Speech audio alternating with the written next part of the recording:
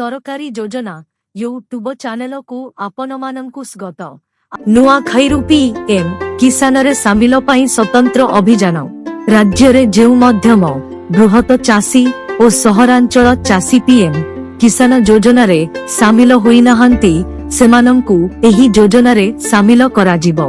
वर्षकु 3टी किस्ती रे 1000 टंका लेखाए प्रदान कराजिबो।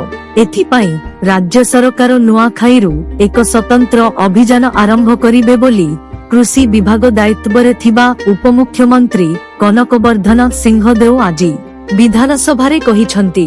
पूर्वरु राज्य सरकार कारिया चासी तालिकारु पीएम किसान पाई तालिका प्रस्तुत करुथिबारु बहु चासी वंचित होइथिले।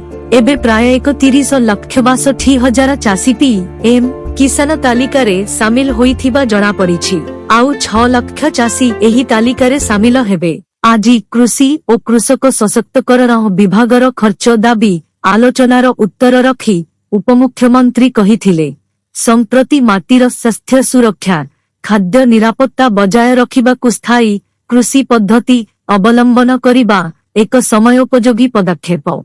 आमको आर्थिक दक्षता अपेक्षा जीवन दक्षता उपरे बेस जत्नवान हेबाकु पड़िबो। एहा सह उपमुख्यमंत्री कहिथिले, जेउठी कृषि विभागर कार्यालय रे दुर्नीति होइथिबा अभियोग आसीछि सेगुड़िकर भिजिलांस तदंत हेबो।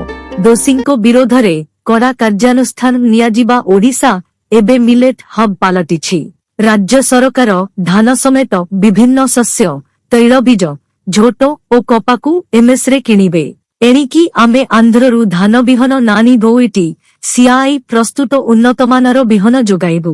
केउ अंचल रे केउ बिहन चाष कले भल उत्पादन हेबो सेथिपाई एक 5 वर्षिया योजना प्रस्तुत हेउछि। नानो यूरिया परिवेश पाई क्षतिकारक नुहे बोली प्रमाणित होईछि। एहा द्वारा शस्य उत्पादन बढ़िबो, तेणु एहाकु व्यवहार करिबारे किछि असुविधा नाही। आगामी दिन रे वर्षरे अति कमरे लाख कृषकंकु नेई 1000 रु अधिक उत्पादक संगठन कराजिबो।